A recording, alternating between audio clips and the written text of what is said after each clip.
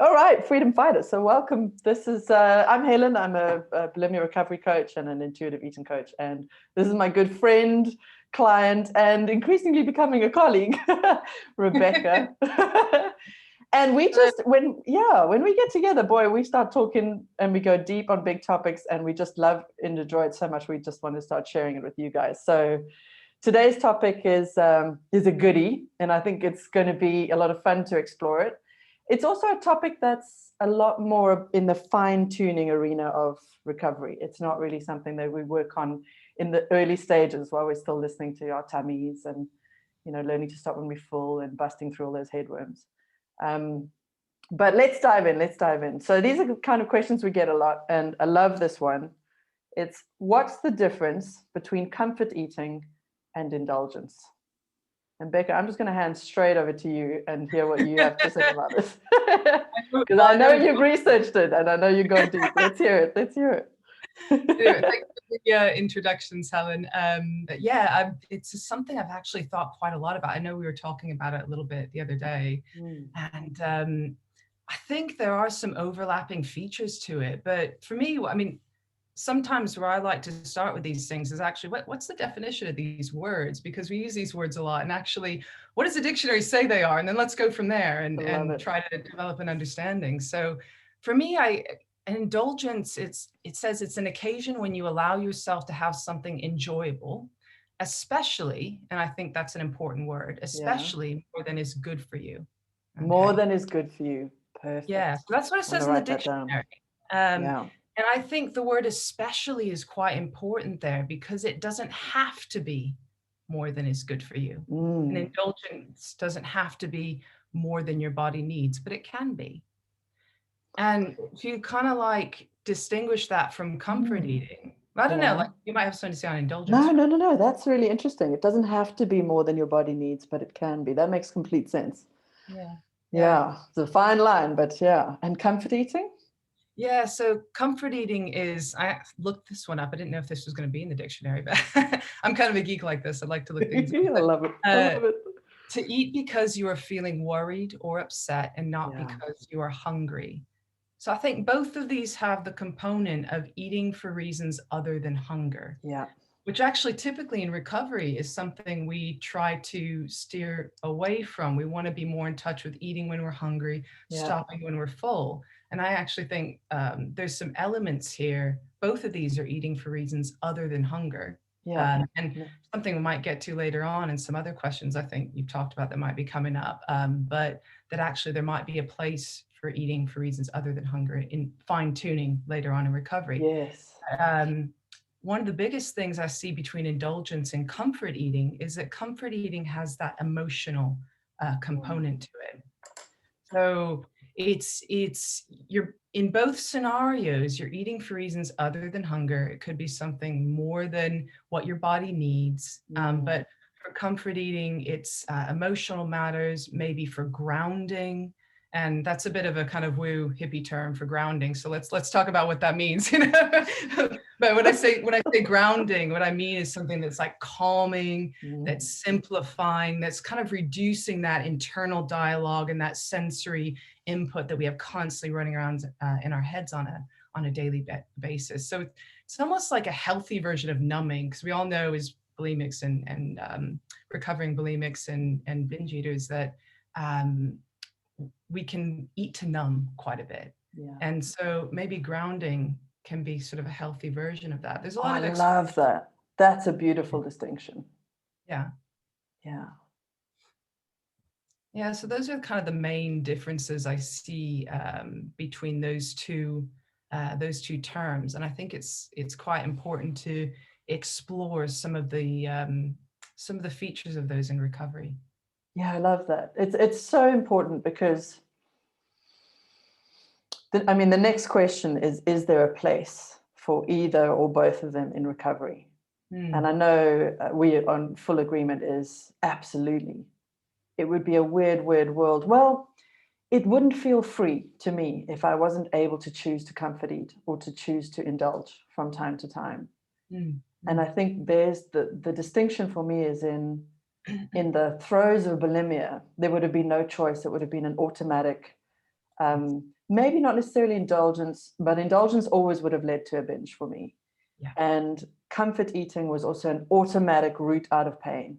And then I think in recovery, there's a learning to reconnect with your body. And then as you start to understand, hey, I can feel I'm hungry, I can feel I'm full, or I can feel I'm feeling highly emotional, worried, anxious, whatever it might be, and I'm looking for food to calm me. I can tell I'm not hungry in my tummy, but I'm looking to something to ground me. I actually love that word.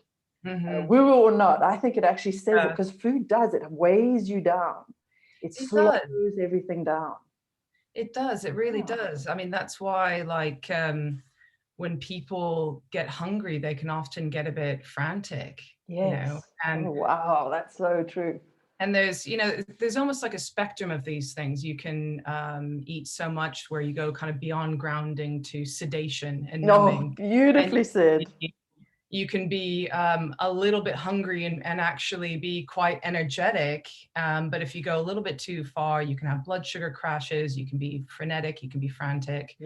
So there's a spectrum. It's not just sort of A or B with these things, you know. Gosh, I hadn't thought about that, actually, that idea that the energy of anxiety and the energy of hunger being quite similar. That there was that, and then the food does the same thing in each case. Yeah. And maybe the art of recovery, or the mastery of recovery, is starting to become really aware of what your energy is doing. Whether, is it hunger?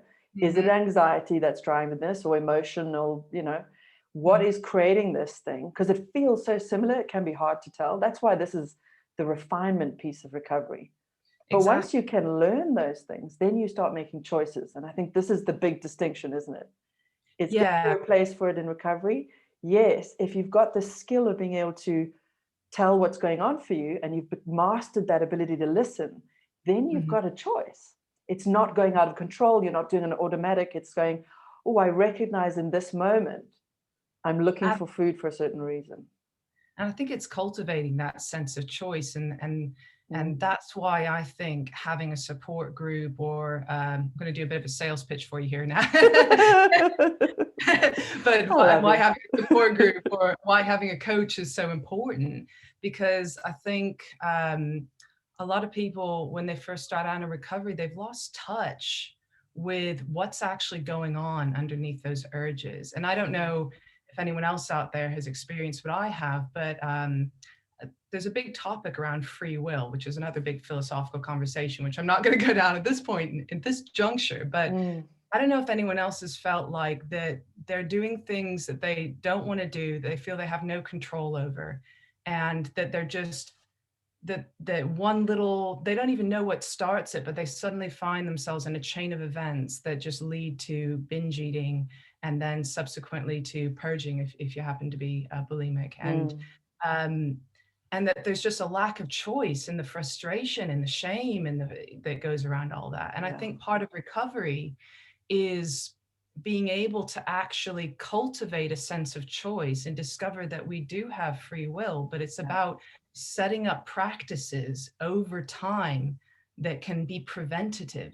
And these things take time. Recovery is messy. You don't just say, oh, I'm going to make a decision this evening, or try something after a coaching session or a group coaching session, and that should have an immediate impact. I mean, love that. So Helen, you can preach about you know, neurocircuitry and neuroplasticity and all this, but it takes a while for these things to act, for our brain, those neural pathways to actually break down and new ones to form. For it takes time for new practices to become habits and to be part of our routines, and to be ingrained into our subconscious, so that these chains of events that we've set up over probably long periods of time, that just make us feel like we don't have any free will, that we're doing what we don't want to do, and you know, that actually we can affect those, but we have to set up practices over a long period of time. And I'm kind of going off on one here, but it was no, this is perfect. Yeah. And I think of freedom, isn't it? The freedom to choose. That's the essence. Absolutely. And we have that power. We do have that. I just want to encourage anyone listening that, you know, if you feel like you don't have any free will over your choices, you do. Recovery is messy, but those can be cultivated over time. And Helen and I both here are sitting here, living proof that Yeah. is possible. Yeah. Reclaiming the power of choice is it's skill zero. It's learning to notice that moment when you make a decision. Yeah. Your ability to then make a better decision, that is the piece that takes time. You Yeah. can witness yourself making the wrong choice again and again and again, but just in the witnessing and recognizing there's a moment where you choose is a good start. Therein lies the beginnings of freedom. And I think it's wheeling back as well. Some people think the moment of choice is, technically we do have choice. If you're sitting there with, I don't know, say you struggle with binge eating white bread or cookies or whatever it is. I don't want to name specific foods that are bad or good, but it's subjective for everyone. Yeah. Some people an apple or banana might be something that triggers them, but I could binge on kale back in the day. Exactly, like, what is that? Nachos, baby. It's just they keep coming. Some people they think that moment of choice is when they're about to eat something or about to have another one, but actually it's wheeling it back. And part of recovery is being, actually the moment of choice might have been when someone said something upsetting to you, got an upsetting phone call, several hours earlier, and you got on with your day, you numbed, you didn't key into it. And actually that was the trigger, perhaps. And part of the work I've done a lot, in my recovery, is being able to identify those trigger points that are preventative way earlier on. So it's like, whoa, okay. For me, a lot of times it was numbing emotional stuff. It was love and relationships, identity, significance, meaning. That's just my personality. For everyone's different. But it's realizing when there's a trigger and saying, okay, that's something that's affected me emotionally. Let's see that, be aware of this now. This could lead to a chain of events later on tonight that could be a trigger. So how are we going to try and take some choice now before we get into those chain of events that we feel we have no control over? How can we make choice now as a preventative measure before it feels out of control? And that's part of the work that I think a coach or a group coaching session can help support you with, because it's often not immediately evident, especially when you first start recovery, when those moments are. Yeah. Yeah. And in my experience, there's always a theme. Yeah. So this is why relapse slips can be so useful. I mean, we've gone completely off topic, but I feel like it all cycled neatly back the way it always does. Like the M1, We're taking the M1 fruit around back to the top. Oh yeah, what was I saying? Yeah, that's it. There's a pattern, and why slips and relapses can be so useful. It's not so that you can beat yourself up and self-flagellate and feel disappointment and guilt. It's about going, let me take a moment here to check in and learn from, and this is the point where you track back and you go, when did this start? Because binges, usually it's like this, it's either a slow build or it's a sudden poof. Yes. And so I've in the webinar that most people have watched who found me, I talk about, forgetting about triggers and traumas, which is true in that there's no point in looking for every single little trigger out there. It's about, triggers are important only because they trigger a series of automatic kind of events that then unravel. Exactly. So the job is to recognize the trigger, not to necessarily change it. So we can't necessarily force other people to always be nice to us so that we'll never have that moment. It's our response to that. That's it. It's about saying, I recognize that when that happens, I tend to move down this path. Disappointment, shame, anger, anxiety. And if I can get really good at recognizing that that's something that I struggle with, and then I move to food to calm, to ground, to numb, then you've got something to work with. Because now you're in this space of, I just noticed somebody said something to me, and that tends to make me feel bad. And then I might end up, and now I've got this preventative action that I can start taking. Exactly. Yeah.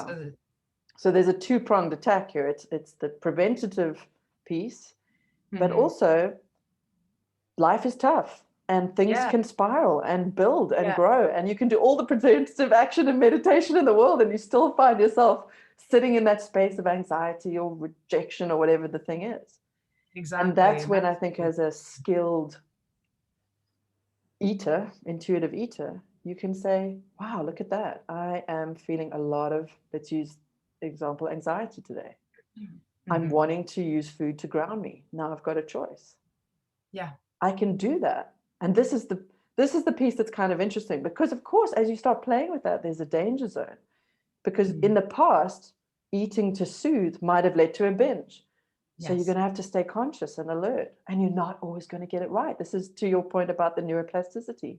Exactly. And I think also, just to build on that point, is that I think part of recovery is stripping away the fear because stripping away the fear that indulging or comfort eating is going to lead to a binge. Oh, I love that. That's beautiful. And part of doing that is, there is a bit of a danger zone with that. But I think that's why I actually believe that, and this is, again, as you stated, earlier on, this is kind of fine tuning kind of further down the road in recovery, but that indulgence and comfort eating do have a place in recovery. I actually see that scheduled indulgences can be a preventative measure.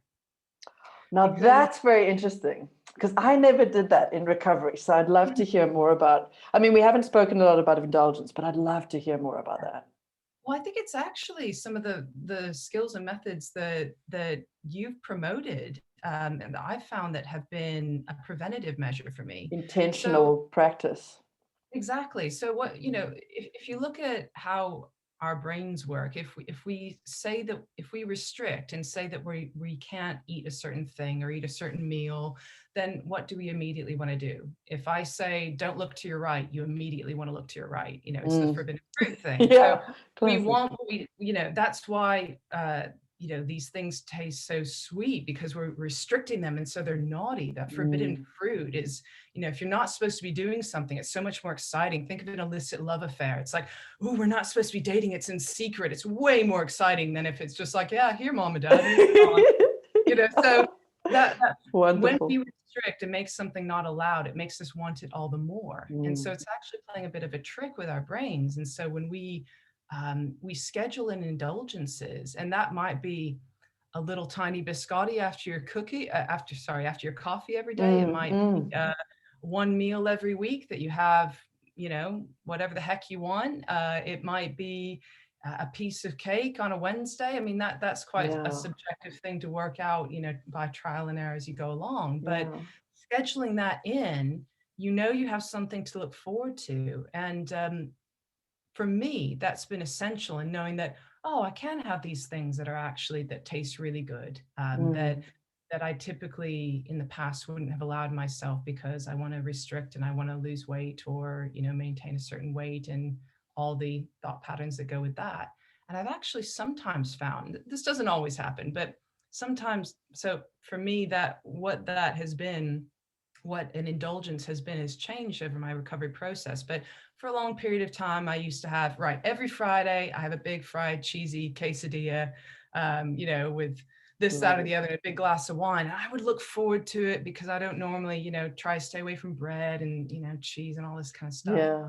And I would look forward to it, every week. And then sometimes I would get to the Friday evening and I knew I could have it. I'd gone and bought the stuff and I made it all. And I was like, I don't actually want this. And it was like, because I was allowed to have it. Yeah, that's it. It was way more exciting to eat a really healthy salad and then not even be hungry, but just like, I want the stuff that tastes good. Yeah. But when I was actually eating what was like, I called a cheat meal, and that's probably something else to get to. I think not calling it a cheat is important. I agree, 100%. But like, it strips away the fear from it. So I've kind of gone all over the place here, but I think stripping away fear and anxiety around indulgence and around comfort eating, it depletes it of its power, and then we can choose and we can use them as tools. For example, the other week, I'll stop talking in a minute here, but I'm so excited about it. It's great. That's so valuable. It's so valuable. These conversations must be had, So keep going. Yeah, like the other week, I was having a really tricky week. Lots of existential questions, which can be quite triggering for me. It was before my period. And I just was really aware that I was wanting to comfort eat. But I was aware of it because I'm at that point in my recovery where I'm like, I was super aware that this was the case. And if I had tried to restrict and push it away, it would have most likely historically led to a binge, an uncontrolled, frenetic, frantic, Mm. uh, eating way more than is good for me, of loads of foods with little nutritional value. And because I had that choice, I made some simple changes. So I normally have like a big superfood smoothie as part of my breakfast every morning, because that's what I found what works for me, what makes me Mm. feel good. Might not be Mm. the same for everyone. Love it. But I decided, you know what? I'm gonna have, this is again just an example, but I'm gonna have a big piece of, brown toast with peanut butter. And that peanut butter for me really calmed me, grounded me. It was that Mm. heaviness, that richness. And so I had a couple of days where I was just eating a heck of a lot of peanut butter. And then it was We're good. so similar on this one. You and I I'm like our speaking peanut your butter language here. grounding. Given it's a ground nut, I mean, it does Yeah, actually, yeah. it's like perfect. Quite literally grounding you. Literally, they say. Yeah. Yeah. So So that was that, helping you. You were recognized that you were doing it for that reason. It was actually helping soothe that. yes. And then it becomes an experience that you've chosen, an experience that you can enjoy, and reap the rewards and the other consequences from doing it. Yeah, Because comfort absolutely. eating does come with maybe feeling a bit heavy or whatever the next day, or maybe Yeah, it comes with having more energy the next day because you ate some really heavy, nutritionally exactly. rich food, or it might come with discomfort and a bit of bloating. But you say, you Yeah, know what, I accept those consequences. I take full responsibility because I chose to do that for the benefits too. And in that exactly. space of calm, my experience, it just got easier and easier to make better decisions and to know when to stop, instead of Yeah, it just, because you mentioned earlier, I love this, from grounding into sedation. We weren't yeah, looking for sedation. Well, maybe sometimes we are, in which case you've got to right. take responsibility too, right? But ultimately it's becoming really masterful at loving, making good loving choices for yourself. And sometimes that means comfort eating. There's no rule that we're never allowed to comfort eat again or boredom eat again. Absolutely. Just know that you're Absolutely. doing it and be like, okay, it is what it And I is. think it's quite normal as well. Like Super it's, normal. I think there's this idea around, I'll speak for myself, but that somehow that's not okay to do that shouldn't be part of, Mm. everyday normal healthy eating. And I think there's loads of people I know who have, to my understanding, really healthy diets and healthy relationships with food, and seem to be within an average BMI and all that kind of thing, Yeah. that indulge and that comfort eat on a regular basis. Yeah, But exactly. there's not the fear around it. So they're not basically, they know they can just have a piece of cake, whatever, at 4 p.m. on a Thursday, or Mm, whatever it is, and that it's not going to lead to eating the entire cake in 3 days of eating and throwing up and shame and all that comes with that's that. it. Yeah, So absolutely. it's cultivating that choice and stripping the fear away from it, and practicing. And that's how you do that. Exactly. It's through practice. And there's going to be times you don't get it right and it might slip into a Exactly. binge. And Yeah. then you have to be really compassionate and you go back to the old skill of resilience, getting up, dusting yourself off, learning what needs to be learned and moving Yeah. forward and saying, I'm going to try this again. So, Yeah. yeah, I didn't personally have the experience of practicing indulgence. I think once I'd kind of got the radical permission piece where it was my job to Yeah. give myself anything and then just be aware of what happened afterwards. I Mhm. recognized fairly quickly that when I had um, chocolate cake or whatever it was, that there would be an immediate kind of, not immediate actually always, sometimes it would be delayed benefit. So I Mm. might have more energy the next day, or I might smash my next exercise session because suddenly my body was very naturally trying to burn off the Yeah. excess sugar that it might have in the past out of sheer fear just kind of Yeah. held on to because it was worried it wasn't going to get fed again. So I think, Exactly. this is really a piece of refinement because your body needs to be trusting you already for Yeah. it to really be in that space of going, oh gosh, well, she definitely didn't need those 10 cookies this evening that she did out of sheer pleasure. And we don't need all this sugar in our blood. So we're going to get her to be moving a lot tomorrow. you Yeah, know? and I think like being in touch with your body, because I think for again, for a lot of bulimics and binge eaters, they don't have that sense of connection with their bodies, their sense of hunger and fullness and actually what's going on with their bodies is quite numbed and quite detached. And so over the course of recovery, the more in touch with your body you get, the more in touch with your hunger signals you get, with your fullness that you get. A lot of times, if I've indulged or comfort ate past the point of what my body needs, and again, I think it's important to distinguish, you can both indulge and comfort eat within the realms of what your body needs and beyond the realms of what your body needs. But if you do that beyond the realms of what your body needs, you're eating more and giving yourself more sugar, calories, whatever than you need. Oftentimes, as I went on in my recovery, I'd find the next day I just wasn't as hungry. And exactly. and it just meant I still have my scheduled eating. I don't try to restrict by saying, oh, I'm going to fast all day, or however that manifests itself for you. But not for you, for any listeners out there. But once I'd learned, my body had learned to trust me, and I'd learned to be more in touch with my body, then it was like, typically I'd be like ready to go with my morning smoothie right now. And actually, you know what? I've had about half of this smoothie and I'm good, you know, or just want a bit of a lighter lunch today. And then, okay, dinner, we're raring to go again because I went for a run, you know, and it's having that conversation with your body, being in touch with it, and learning to get in touch with your body with hunger, full signals, different levels of energy. That's something that, I mean, when I first started my recovery process, I remember being spoken to about hunger signals, and I was like, you what? Like, I don't even know what that is anymore. Like, okay, so what do you specifically mean? Oh, there's gurgles and okay. Grumbles, right? and... you know, like what's that like? I was just so in my head and so detached from my body. I wasn't even there. So, you know, part of recovery is getting in touch with your body, you know, bringing its background to indulgence and comfort eating. If you've done that, you've chosen that, you may not be as hungry the next day. And that's, again, a skill to cultivate, to be aware of that. Yeah. So this is the summary that's coming into my mind here. Comfort eating and indulgence are not done necessarily out of hunger, because, as you know, my thing is, if you're hungry, eat. Listen to your body, check in and eat. If you're noticing that hungry feeling, that bingy energy, that sort of anxiety thing that's rising up,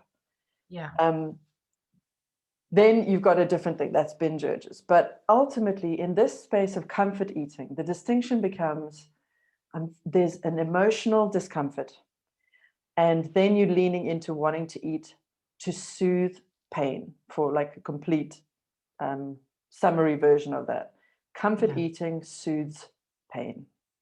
I'm not comfortable. There's something emotionally wrong going on here. I'm eating to soothe pain. Indulgence is recognizing I'm not necessarily hungry. My body doesn't even necessarily want this, but I want to do it out of pleasure. It's sheer enjoyment. I think enjoyment was in the definition. It's a pleasurable experience.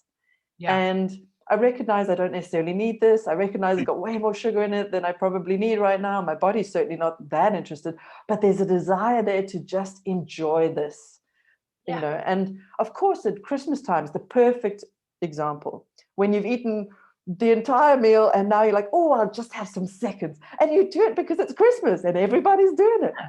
And you enjoy it. This is the plan. As you get better and better in recovery, you can learn to, through practice, let go of the guilt around the indulgence. Why indulge and then feel guilty about it, or feel guilty about it while you're doing it? My thing is, if you're going to indulge, enjoy it. And I can say that now because, like what you said, we recognize that when we indulge, and even when you indulge for days on end, I think the fear with most people in early recovery is, but if I indulge, I feel like I'm never going to stop. I'll just keep wanting to indulge and indulge and indulge. But everybody knows when you've been Christmas, again, perfect period. You got Christmas, then it's New Year, and there's drinking and eating and laziness and all this jazz, which is wonderful. Enjoy it. Because afterwards, you're going to be so fed up of feeling icky. You're going to start feeling it in your body. You're sweating booze, you're sweating sugar. It feels awful. You're feeling heavy again. You're not feeling yourself. You don't have energy. That's all the information you need to go, whew, something needs to change. And you're going to want to change. You'll not have to force yourself out of indulgence. You'll want to get out of indulgence because your body's saying that is too much. I am not happy. You've gone too far. Hangover is the perfect example of the body saying, enough already. That was a bad idea. Please don't do that again. So, and I think, sorry, just to jump in, I think also when I first started my recovery process, that feeling of feeling icky, that was my status quo. I think for a lot of people potentially just starting out, they don't really know what it's like to feel good. And so that feeling of the feeling you might have after an indulgence or after comfort eating is pretty much the feeling most people have. Not most people, I'll speak for myself, but I would imagine for a lot of people starting the recovery have almost all the time. They're used to it. And I think what happens is as you get further down the road with recovery, you're doing your tummy check-ins, you're having some scheduled eating, you're doing some of the things that get you out of that immediate starting point of recovery that is really quite tricky. You start to learn what it feels like to feel good, to not feel sedated and icky all the time. And when you get even a little taste of that, you remember that. And you start to associate that with the foods and the practices that led you to feeling that way. And over time, and it's messy, it's 3 steps forward, 5 steps back, 1 step forward, 2 steps back. And it's messy and snaky and it can go all over the place. But over time, you start to reprogram your body, not just your mind, but your body to want to eat the things in the portions and engage in the practices that have made you feel that way that is good. And you start to crave those things. So again, I'm probably going off in a little bit of a different direction. No, this is perfect. This is perfect. You've nailed it. I think I wanted to encourage anyone who's thinking oh, well, I'm afraid that indulgence is going to lead to a binge. And then that feeling of feeling icky will naturally make you want to not eat in that way. I think for me at the beginning, that wasn't always the case because I was so used to feeling icky. I didn't know what feeling good felt like. I didn't really, the dopamine, all the feel good neurochemicals were associated with binge eating because, and with purging as well. And so it took a while for me to actually be able to feel good from something outside of binging and purging. Yeah, this is definitely, I'm glad you reiterated that, and it really needs to be said. This is not something you need to be worrying about working on in the early days. First, become masterful at hearing your tummy, getting to that place where you're starting to get the benefits and wanting to choose recovery because it feels good. And this is the basis of intuitive eating, isn't it? It's about what makes me feel good. Exactly. Which is very different to what lights my brain on fire. Because boy, I love me, some cookies every now and again. But later there's a negative impact to that. And I know that now, so I can make a choice or I don't. But I know that now because I've had loads and loads of repetitions of experience and mistakes and failures and falling off the horse a million times. Exactly. So, this really is, to your point, this takes time. Go slowly, get the basics right. Get to that point where you can see the distinction between feeling icky and feeling great. Yeah. Feeling alive and energized. Exactly. And it might be something that you really need to work on in a support type environment, whether that's with a group or with a coach, that working out where to start with that. So for me, I just started, I used to love having, again, an example that's subjective, but I used to love having a double espresso after lunch every day. And I always bought myself a little biscotti to go with it, and I looked forward to my biscotti every day. And that was that little bit of indulgence. And then I moved to my Friday meal, and now I'm a little bit more intuitive about it. I still do have indulgences and comfort eating, but, I've gotten to that point where I don't need to schedule them quite as much. So that I think was the next question. So that's perfect. Yeah. So now you're at a point, so the route you went was first you learned all the tummy check-ins and that intuitive eating piece. And then you started to practice very intentionally indulgence, to kind of schedule it in a way so you could learn to be cool with it. You could learn to see how your body reacted. And now you're in a position where indulgence is something you don't have to schedule. So what would you say? You recognize it and then you make a choice, or choice to or not to? Yeah, I recognize it and make a choice. And I actually had something recently where I had gone too long without scheduling an indulgence. I think I got a little cocky. I think I thought, oh, I'm recovered, man. You know, like I don't I do can things do anymore. anything. And yeah, actually, somewhat recently, I'll just be transparent and honest here. I had a bit of a relapse, and I had a situation where I had some things emotionally trigger me, and I was like, huh. And I could recognize the emotional aspects to that, but also from a more of a like logistical standpoint, I realized it had been a long time since I'd allowed myself some indulgences. I was enjoying how much certain foods that were of higher nutritional value were making me feel. I was eating in that way so much that I realized that it had been a while since I allowed myself to have something that was really sugary or fatty or that had lesser nutritional value. Mm. And I realized that it was important for me to do that. So I scheduled in a coffee almond croissant the other day. And I said, you know what? I'm going to get up, Wonderful. going to have a big croissant. And it was great. Straight out of the oven, Yeah. nice and hot, crunchy on the outside, sweet on the inside. Oh, And divine. I know it was so good, and it's really important to not go too long, I think, without Mm. allowing an indulgence, and no matter Mm. what point of the journey that you're in, and you Yeah. do become more intuitive with it. But then sometimes, you realize that maybe I need to actually schedule some of these in again. Maybe it's been Yeah, too it's long. giving yourself a bit of pleasure and joy. It's almost, I would even say, a piece of the self-care.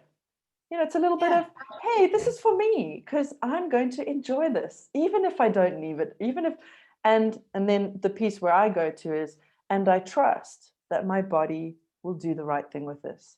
If I did Yeah, it every day, I've learned now that my body will start giving me some signals that this ain't working for me. yeah, And so I've learned not to, go too far. But there's such a fine line, isn't there, between learning these lessons and having our own sense of, so for example, sugar is one place where I've really learned that when I allow sugar into my life, I get sugar cravings. And I mean, the sweet orange juice, for example, that's my shtick. When my husband buys orange juice and I have some orange juice, I find myself just craving orange juice. It sets off these, and now the whole day I'm thinking, oh, orange juice, and it's constantly interrupting my thinking. So yeah, because it was so annoying, I got to that point of going, I love orange juice. And once in a while, I'm happy to have it, but I'm going to accept the consequences of that nagging, annoying, frustrating. So, this is the piece with indulgence. It's recognizing that, or for me, it's about saying, I trust my body now to give me the signals that it doesn't want what I've just done. If it doesn't, sometimes it's exactly the right thing. hmm But if I'm indulging and it's a conscious choice to eat, I'm not hungry, but I'm going to have that bit of pudding, or it's Christmas time, or whatever it is, I can sit back and trust and go, okay, my body it knows what to do with this. And exactly. I'm sure tomorrow I'm going to not be as hungry, or I'm going to have more energy, or I'm just going to feel icky. And I know that's a sign that I need to, eat healthy again. It won't be hard because I feel icky and I want to get out of Yeah, that feeling. exactly. Yeah. But with I, sugar, it's slightly tricky for me. And everybody's got a different journey with sugar because it lights up the brain. it does. And I don't say this with chocolate and that it definitely seems to be that like mainline sugar that comes in like a Red Bull or something. Yeah, If yeah. I Just start going that route, I get cravings and it's just so frustrating. So it's an easy now choice to say, I just rather not. I just don't need that in my life. And somebody might have that with booze or coffee or whatever it might be. It's the same thing.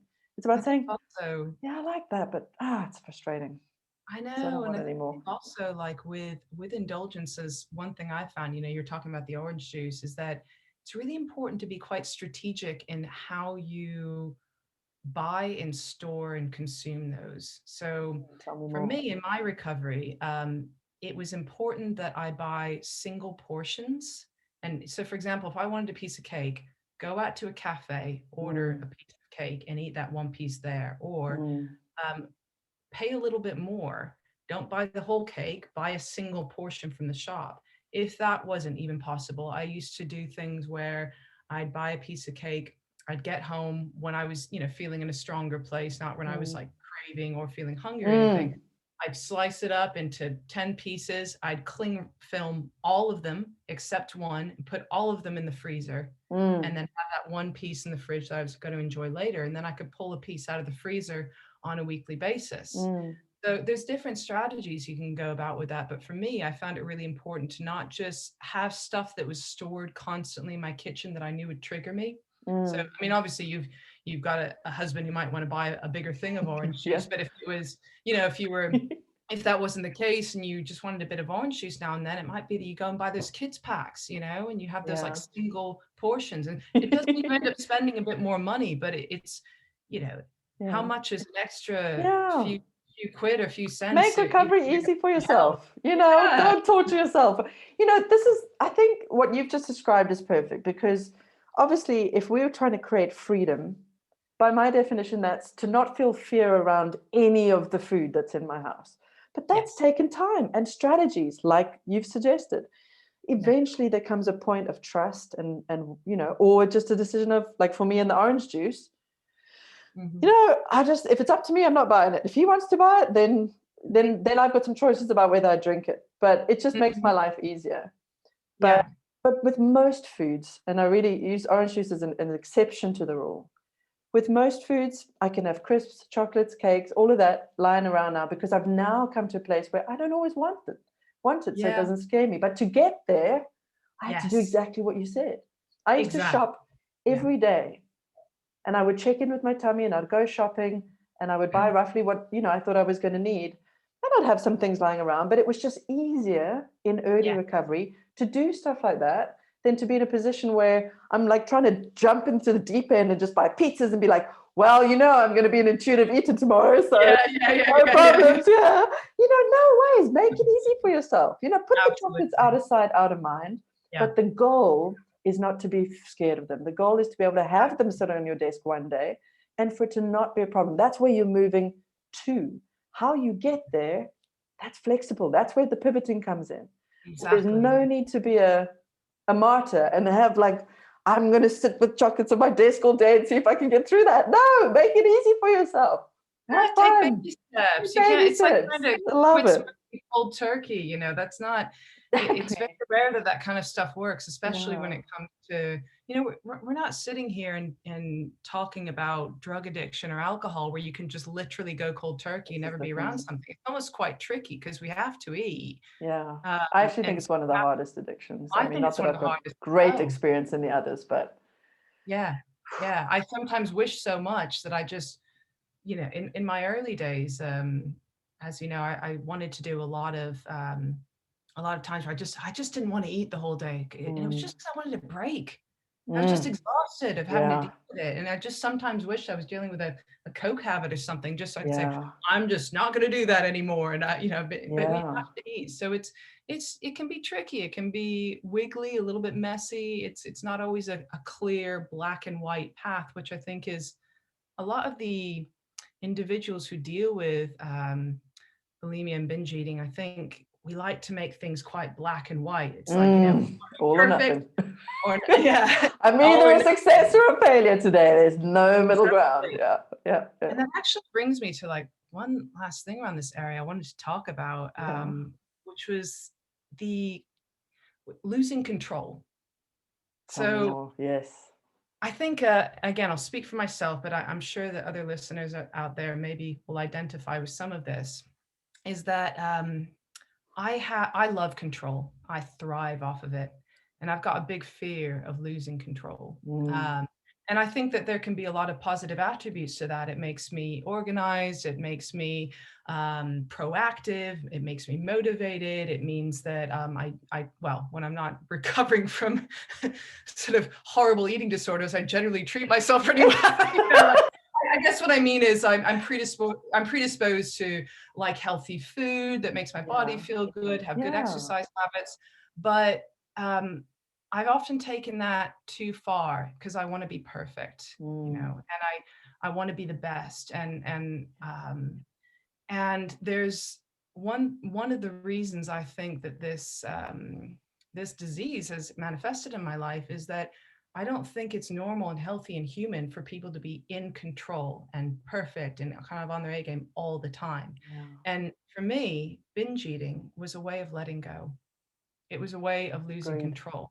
Yeah. And one of the things that I found, and to be honest, I'm still working on this one. I still absolutely thrive on my control and kind of don't like losing control. But one of the things that I found I needed to do in my lifestyle, and this is kind of moving away from food, but it very much affects my eating and affects my recovery, affects food, was to learn to let go in other areas of my life. Tell me more. This And is that might wonderful. be kind of, and that again, I think strips away some of the fear around losing control, that fear that you're going to lose control if you have if you indulge or comfort eat it and it's going to turn into a massive binge, because you're able to lose control or let go in other areas of your life and play around. So for me, I don't know if anyone out there has heard of, again, it's hippie stuff, but ecstatic dance or 5 rhythms, you know. Love it. So Love it. for me, getting into my body and letting go in that way, dancing, that's really helped me. You know, it might be exercise. You know, maybe it's HIIT training, and you're really pushing yourself, and you I was going to say that's probably mine. Yeah. Maybe, Just, yeah, maybe yeah. it's getting a massage and like, oh my goodness, maybe it's I sex. love that one. That's a great Maybe one. it's creativity. Maybe you're a musician and you know, there's lots of different things, but I would encourage everyone listening to go out there and try to experiment doing something new that would facilitate in a safe and supportive way that makes you feel comfortable letting go, you know.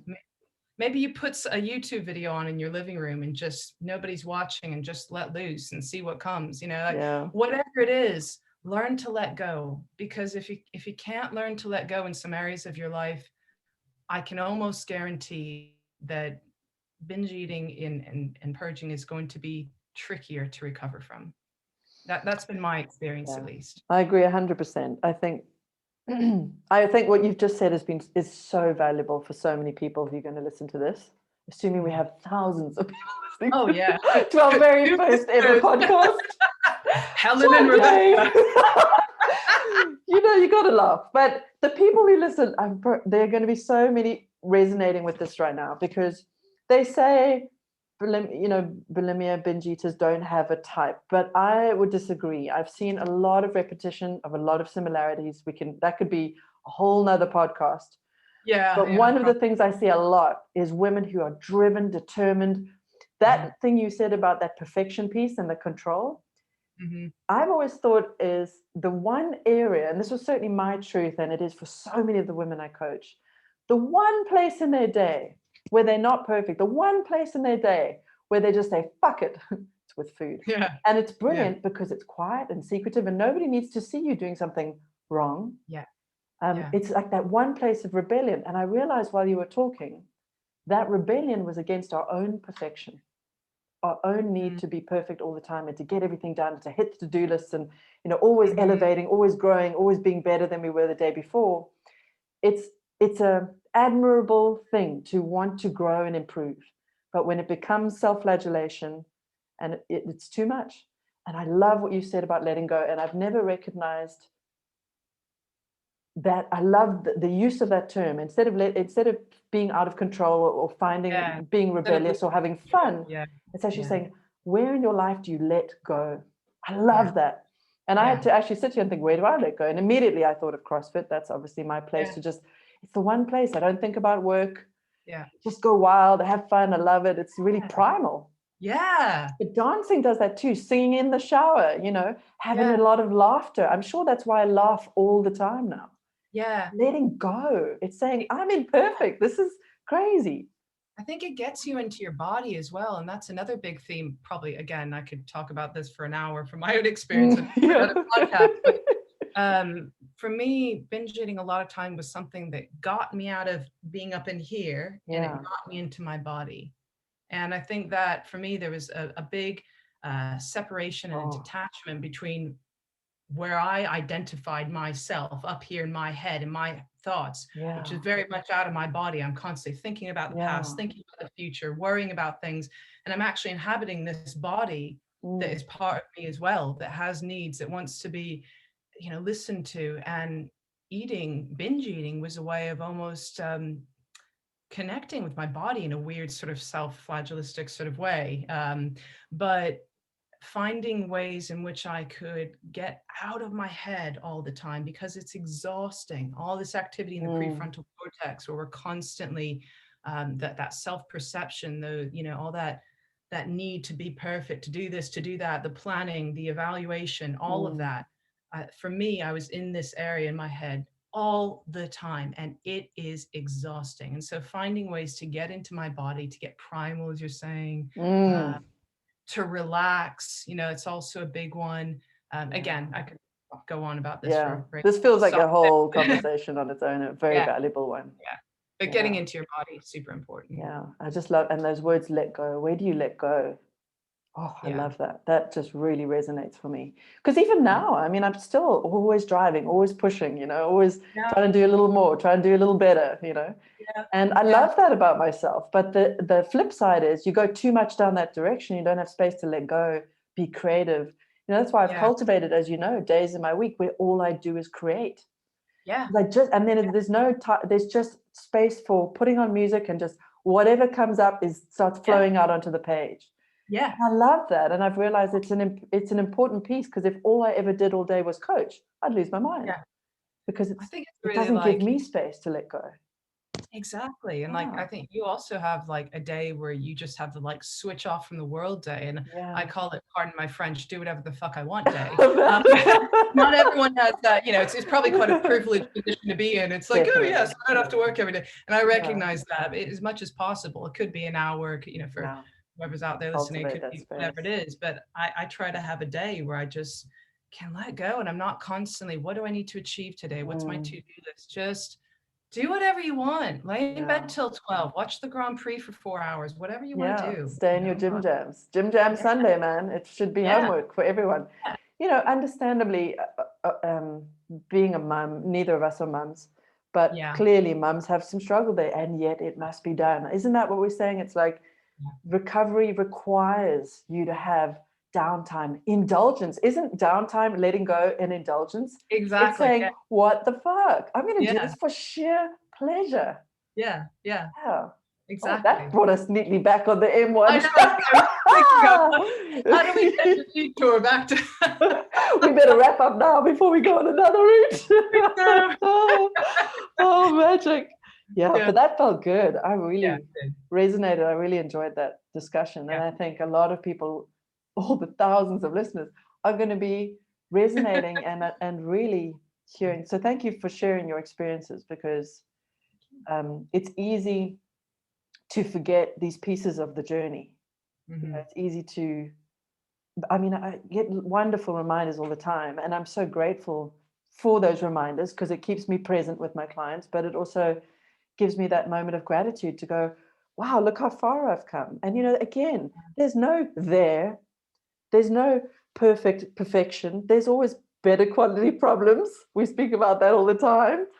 And that's cool, because you can say, hey, I've got better quality problems. Now I'm refining this piece. Now I'm dealing with orange juice, whatever it is. Now I'm working on that chocolate cake. But it's just one thing at a time, one baby step at a time.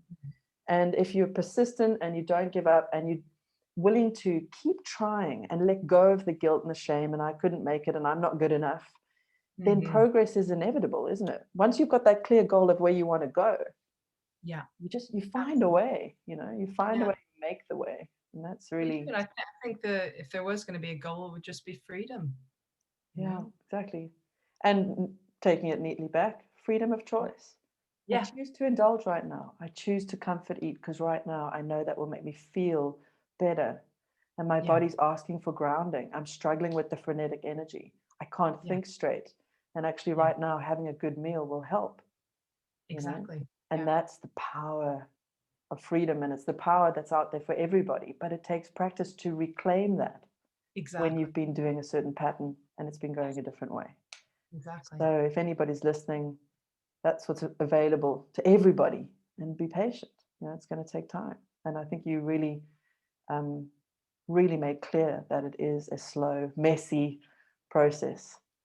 5 steps forward, 4 steps back, whatever it is, but as long as there's progress, You get there in the end. I'm interested, did you find in your recovery, were they like, was it just a slow, gradual progress, or did you find that there was moments where shifts happened and you suddenly had dramatic progress and then it sort of plateaued? I definitely felt it's not been slow and steady. It's been steady, but there's been dramatic shifts and dramatic moments. And for me, a lot of that has had to do with shifts in more kind of counseling based stuff, almost to do with my emotions, my perceptions, my beliefs, my significance and meaning and all that.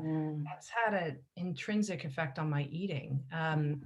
When it came to just pure kind of logistics of eating and practices around that, You mean like tummy check-ins and things like that? Yeah, there were, I think actually that it was probably slow and steady. There were some big movements in those areas that I feel when I was more emotionally freed up, that leveled out a little bit more. But when it comes to looking at where I started and starting with that scheduled eating, those tummy check-ins, and where I am now, it has been slow and steady. And there have been plateaus, and then I look back and I say, oh, actually, I'm not dealing with the same issues I dealt with a year ago. Not constantly kind of on edge and anxious around food and not knowing whether I'm hungry or not. Actually, I think the body reprogramming itself does happen slowly and steadily over time, even though in our heads and in our experiences, it might be a bit. Yeah, I love that. That's well said. That's well said. Yeah, I've often thought recovery is more like fitness. As a fitness coach, as a previous CrossFit coach, you go through these, huge improvements, and then there's plateau, which can be really frustrating, and then suddenly you break through, and there's another one, but it's an endless daily ritualized action. It's the same with, it's not like you get to bulimia freedom and then you never have to try again. No, you just continue to do it. It's all, I always say, the one discipline you have to cultivate forever and ever is the discipline of listening, the discipline of checking in. And I think after today's conversation, what we're really saying, particularly with the comfort eating piece, is listening for the emotional check-in as well. What's going on for me here? What's happening at the moment, and what can I do? And if the choice is, well, actually eating a good meal would be just the right thing, well, then do that.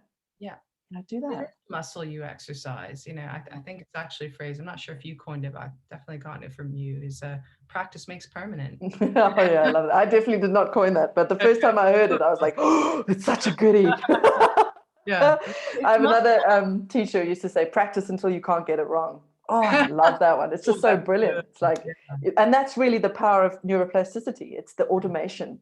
Once you've changed everything, and then it settles. And if you can practice indulgence until you can't get it wrong, then you'll get to that place of every time you're going, oh, I'm indulging, I'm going to enjoy it, I'm not going to panic, and I'm going to trust it'll all be okay.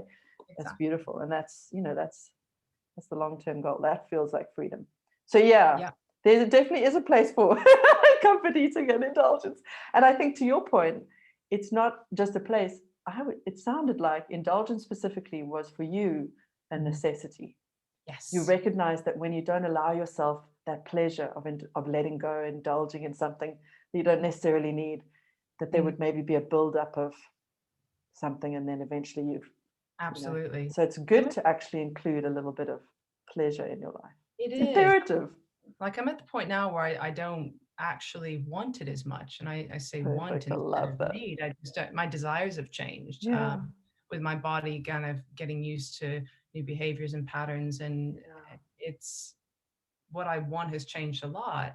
But still, every now and again, I'm like, oh, just be nice to have something with very little nutritional value. I love that. Exactly. Fill that in, something that I know just ain't good for me, but it's gonna light up that dopamine. I'm gonna enjoy every second of it. It's good and bad, but it's just exactly whatever it is that lights up those dopamine receptors, whether it's a banana or chocolate cake or some kale, whatever it is. That's it. Exactly. It's different for everyone. And I love that. Well, thank you. That was an awesome discussion. Shall we leave it there? Shall we wrap it up there? That's Before we launch on a whole nother tangent.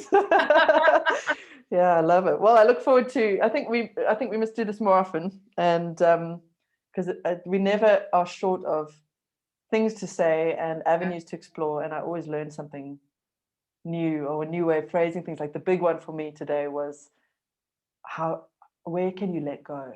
Yeah. So I'm going to be stealing that and using it for. Yeah. I'm going to be throwing that around. Do it. Think it's imperative. Yeah, absolutely, absolutely. Where can you let go? I love that in the indulgence skill piece. That feels like a good thing, a good place. Yeah. Oh, lovely. Oh, cool. Thanks, Becca. Thank you. Well, It's been great chatting. yeah.